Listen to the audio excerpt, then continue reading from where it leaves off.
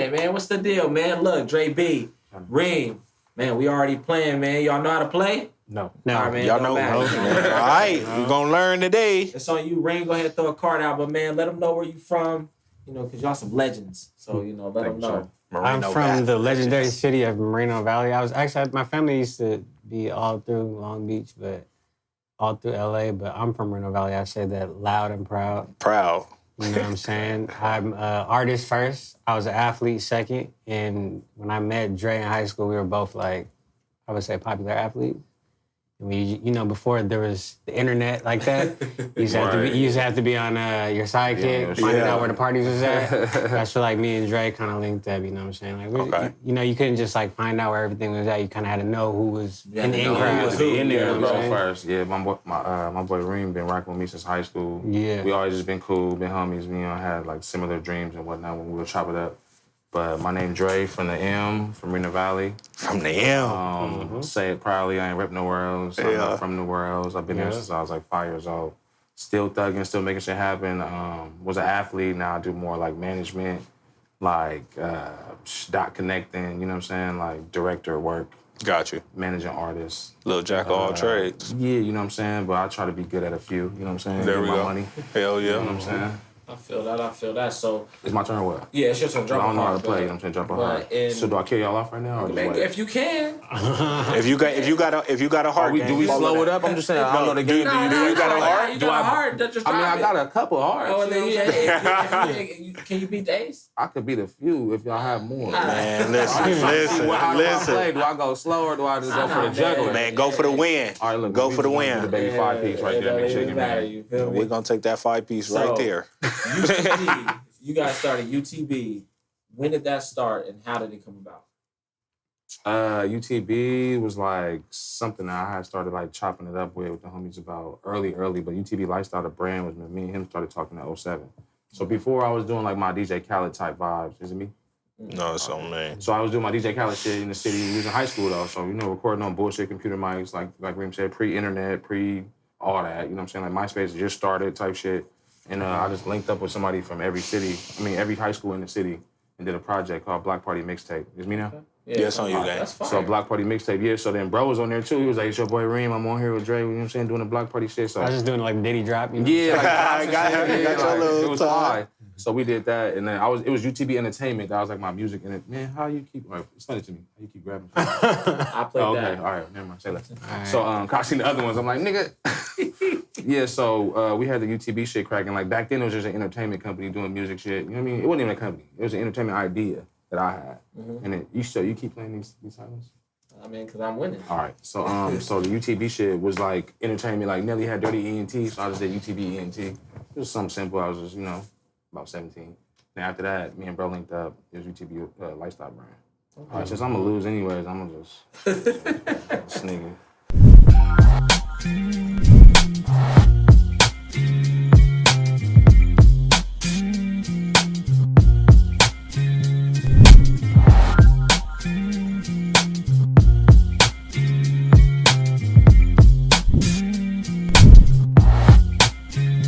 Dre B, I noticed that you're not only an artist, but you're a director as well. Yeah. Do you find a way to like separate the two? Because at the end of the day, I feel like it's an end goal, but they're in two different directions. My artistry is like, I do it just for myself. Okay. To keep it real. Like, I like making music because it's like the memories I'm going to live with later on in life. Like, I want to record some shit for myself. If people like it, my homies, me and my homies, right. I make music because I like to make music, but I'll make a project every 3 years type shit, and it'll be the music recorded through them 3 years. Like, right. Whenever I feel like getting up and recording a song, if I got a vibe, I'm gonna do it.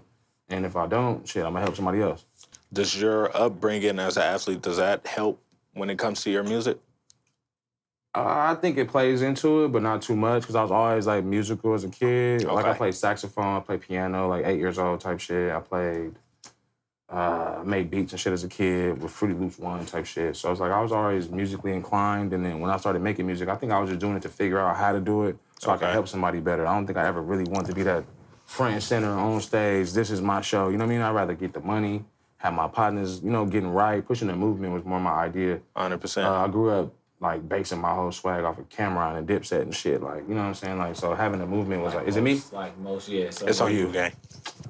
I just thought out there. Reem, It's good. Mister, I'm in the studio more than your favorite rapper. Hey man, you know what it is. Say it loud and He is proud. I Say am that. him. Tell us about your part in UTB and your artistry on because you're in a lot of venues, you're in a lot of avenues. Yeah. So I would say that's just how I've always been. Like I've always liked to do stuff. Always been into stuff. I've always been cool with a lot of people, and I feel like that translated into my entrepreneurial shit. Okay. So just being cool with hella artists, models, just rich people, all types of stuff. I was in gay classes, AP classes my whole life, so I just knew how to like network with a lot of different crowds of people. And that's why I moved the way that I move. And I seen Dre was like that too. Like we're not really like can we cuss on here? It's your world, my brother. We're not dick riders or bitch ass niggas. So like, if you're cool, like, we'll be cool with you. You know what I'm saying? We're not like cloud chasers or any of that. So I feel like that's how we've moved as successful as we have, and we've gotten the plugs that we've gotten. It's from just being like thorough dudes, what I'm saying?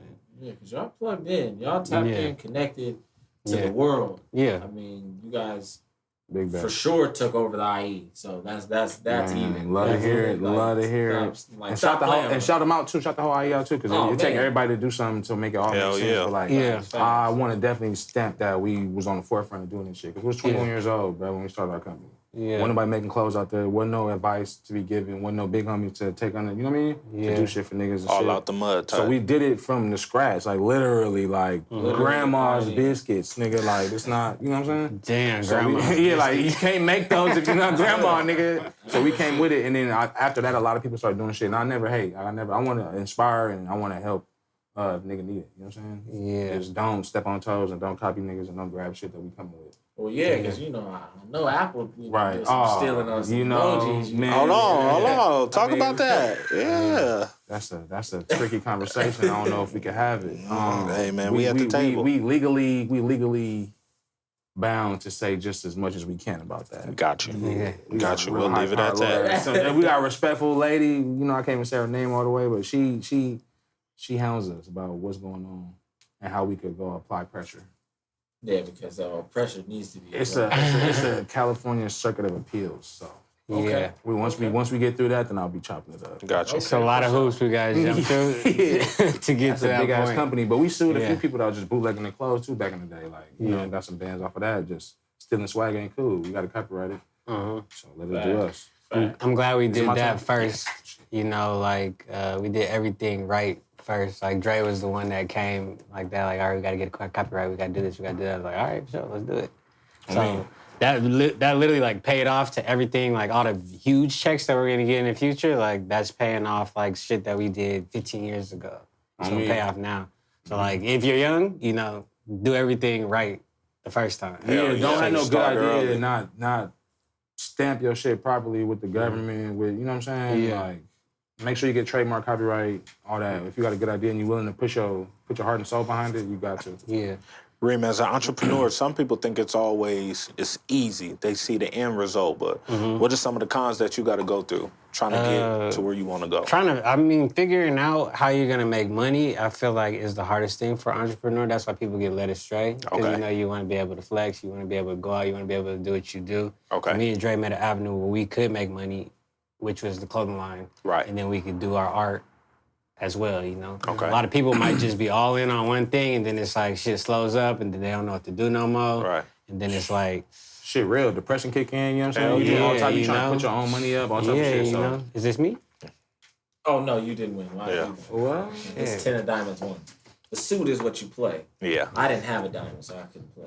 So, I know Okay. this. So he won. so yeah, he won with a I was, you know what I'm saying? I was going to I heard you say, say you know what I'm saying? Is it teams? Because you know what I'm saying? We got to.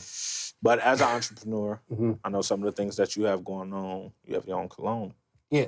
So talk about that a little bit. Mr. Perfect, UTB Lifestyle. I've been into just scents for a long time because I noticed, like, when you're a young black dude, you look good.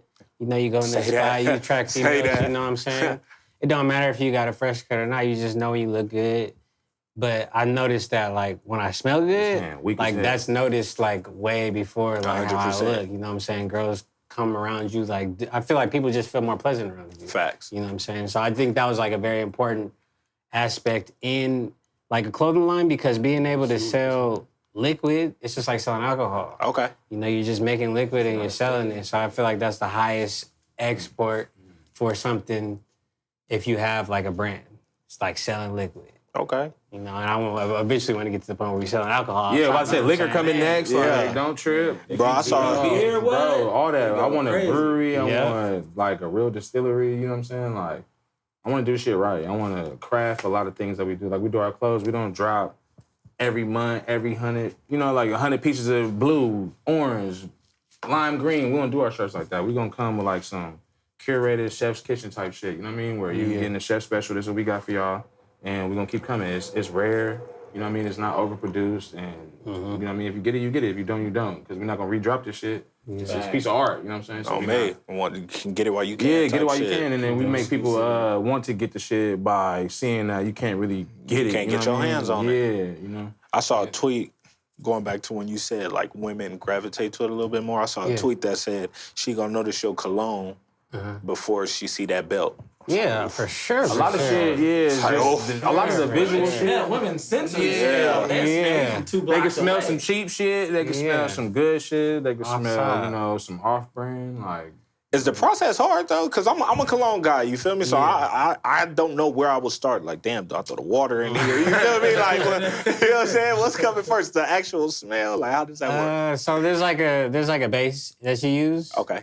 With anything, if you have like a parfum is like oil base. Okay. And then a toilet is like alcohol base. That's like a little cheaper usually, but they usually have both with big fragrances like say Dior Sauvage. They have a Okay. toilet and they have a parfum. Right. One's just gonna last a little longer. Exactly. So with oils, like starting off with the base and then I think your sensory, it's just like your palate with eating, you know what I'm saying? You know when food What tastes you- good, you know what to get. It's just like, you know, like being the chef in the kitchen, you know, you eating so many good meals, you've been out to so many good restaurants, you ain't really gonna fuck up no more once you get to a certain point. Got you. So we got to, I think we got to, our base was a good palate and it was starting off with the citrus and it was grapefruit. I can tell y'all that, you know what I'm saying? Okay. You know, instead of like an orange peel or like a lemon, like we started off with a grapefruit and then like a wood, oud. So there's a bunch of different scents in there, but I feel like we took it to the best place, like gradually just day after day. And it was over the span of like maybe a couple months. Okay. And then letting it sit and curate. And then see what it does. Yeah. Okay. That's Yeah. fire. real quick, do I gotta have a higher number to throw another? You know, you got to play a spade. He broke spade. So he played that because it was an ace. Yeah, because he doesn't have any spades. Ooh. Cut your partner. Ain't that Ooh. nasty. Go ahead. Y'all can take that. Yeah, we got I that. had to real quick. Yeah, I feel it. I feel it. Gotta, Hey, gotta get on the Gotta board. ease Gotta my get on partner, the my board. teammate, man. Cutting up. Yeah, nigga! Yo, motherfuckers thought it was a game! It's not! It's your boy! DJ Big Cali! All right, yeah. So I have a whole vibe I'm going with the music. It's just like the Mercenary Island. Okay. So I did it basically like based on Moreno Valley on a hot day. You know what I'm saying? You see the vapors coming up. You think Yeah. you on an island, but this shit just hot. It was giving me a little piratey. Yeah. So the vibe's just like a mercenary pirate, and mercenary basically somebody that's gonna go for the money. You know what I'm saying? The highest bidder gets the talent. You know what I'm saying? So I feel like that's what a nigga do out here. As I make moves, is more so on some mercenary vibes. You know what I mean? Like Okay. I'm not gonna just work with whoever for whatever, but Right. you know I'm not really what is the word I'm looking for? I'm not too picky on who I'm gonna work with as long as it's some real shit and it's good business. You know what I'm Got saying? you. So that was the vibe I went with for the album, and I'm gonna do like 2 more in the series, but just the Mercenary Pirate, you feel me? Got you. This La Jolla is the album, so it's La the Jolla. jewel. So it's the jewel of the island of mercenaries, you feel me? Okay. So it's like basically like the nigga from the murder. Talk that shit. Yeah. What can your supporters get from it? They could just get a vibe what I'm on. It's just authentic is what I'm doing. There we go. I'm rocking. It's not gonna sound like nobody else because I don't listen to many rappers like that. Okay. To be sounding like niggas or, you know, as I make my music, it's gonna be over a course of years. Yeah. So track 1 and 2 might be 300 days apart. So it's like it's hard for that shit. shit to sound so one thing. I feel like I just put out singles, you feel me? So within that little window, though, do things change? Can the music change? Can the sound I have change? a lot of songs that get cut, pulled, just Yeah. don't match the vibe, you know what I'm saying? Like, I really Okay. piece it up like art. Shit, this is artsy vibe. Yeah, What you y'all know what got I'm saying? cracking, you Like, I feel me? piece it up. I don't want to whore my music out. I want that shit to be like something I remember and I show my kids and shit. Okay. Because I'm using it to figure out the game. Hell really, yeah. You know what I'm saying? And as I'm figuring shit out and I'm moving, I get inspired to make some music. Shit, what's up? You gonna throw me on the track? Can I get my ditty going? You know what I'm saying? Let me say something. Got you. So you guys have influenced a lot. Who's been under the tutelage of Good Dre, being Reem, man? You know, give us a good list. I'd say a lot of we like, worked with, I would too. say a lot of the industry. I feel like what Dre was saying before we talked, like we started making merchandise and branding, I don't know what. and I don't want to say that we throw started something that, Man, I don't got it. but we were the first, like, I guess, like, known clothing line for someone coming up that didn't have like a lot of money, that didn't Yes, have a sir. big backing, you know, someone like Diddy or Nelly or something like that. We seen that was the most important thing. That was something that lived past you living. Right. And that's what we wanted to push first at the forefront. That's why people got smiley tattoos. That's why people support UTB Lifestyle. They don't even know it's called UTB Lifestyle. They just know Yeah. smiley face with $sign eyes, you know what I'm saying? They don't it's even know like that we created sometimes. Yeah. And that's important to me, you know? You can see me, I've had people come up to me with UTB on and be like, man, I love your shirt. Where'd you get that? Yeah, Not they- knowing, huh? They don't even know. shit. That shit And is that's crazy. cool to me, you know what I'm saying? Yeah, I like it better it's like crazy. that too. Yeah. I like it better. I like to be more low key in the background. You know what I'm saying? And having the clothes led us to on MySpace to link up with Wiz Khalifa. And we did it all organically. So he was like our same age, same year, 87. So we was like 20, 21 years old. Bro was on his way up. We made the merch. We made the merch for his wave and pretty much just started something new. You know what I mean? I feel like nobody was doing that when we was doing that at the time. Because it was like 2009, 10, making a collaboration, two independent entities. You feel me? Like he was signed to Ross Records, but that was an independent label at the time. So he wasn't like major yet, you know what I'm saying? And we was very independent, like real underground, you could say. And it just worked out, you know what I'm saying? Like it was two things that came together during MySpace era, Twitter era just starting. So we ended up going on the road with bro and putting out a gang of merch. And a lot of people start seeing like, okay, this is a doable, you know, viable thing I could do. So I'm gonna make some clothes and I'm gonna get up with a rapper. You know what I mean? Shit like that. We started like a whole like wave type vibe. Little wave of everybody getting in. Yeah. I seen the first person That's all I got, man. first person to wear our clothes was Tyga. Before the MTV Music Awards, that was like kind of big for us. I feel like as It far as was 07, like, so we was real young. This is before he's like getting signed with Young Money. Like I just before felt the Young Money That's- shit, that's right when before line the of Young Money coconut shit. exquisite. Yeah. He was rocking that shit. I feel like he was doing it like to make a statement too. That's why like with our pieces, like that's the way I've always felt, you know what I'm saying? Like he's standing in front of a private jet with the Rehab hoodie on before he goes like to perform with Kanye and Lil Wayne. I'm like, damn, this is lit. Yeah, he had to step out, do a freestyle with it. Yeah. So shout out Tiger, he was the first one to rock it. Then Wiz, and then we started tapping in with a lot of other people. Just Mac Miller, rest in peace. That shit Just did you can't really name and pinpoint shit sometimes, but after that, we became like an entity where it was like to be reckoned with. You know what I'm saying? We was real young at the time, so we had to learn a lot. So under us, our tutelage, like Cassius Green, Jay Harper, and then people we grew up with, Speaks doing his shit. It's like the list goes on, honestly, because we work with Smokers Club. Can we just talk about collabs before the conversation? Yeah. So we got collaborations coming up soon. But how we've been building is like, if we tapped in with you in that era, we still cool with you now. There's no reason. Like, we don't do shady business or, you know what I'm saying? Like, we don't lose plugs or burn bridges. So it was more so like, everybody we linked up with back then when we was young and didn't really know, like wet behind the ears type shit. 100%. Now we adults, grown men, got our shit together. You done been through and it. yeah, we know exactly what to do now. So like right now, it's like we reaping the benefits from all the work we put in, busting our head open. Now we can kind of be like stealth, fly by night, get the bag, and still keep our relationships keep it. real like locked in. So I got a question for the both of y'all. To a younger or the next artist, director, to a younger entrepreneur, what are some things you would tell them? Following y'all footsteps and what you've been through. Stay consistent. Yeah, you got to start somewhere. Yeah. You have to have a plan, and then you adjust the plan on the way. That's what I would tell them. At least have some sort of plan. Okay. Yeah. Because you can adjust it along the way. Nobody's here to say, like, you didn't stick to the original plan. If Right. you got a better idea, take that. Got you. You know what I mean?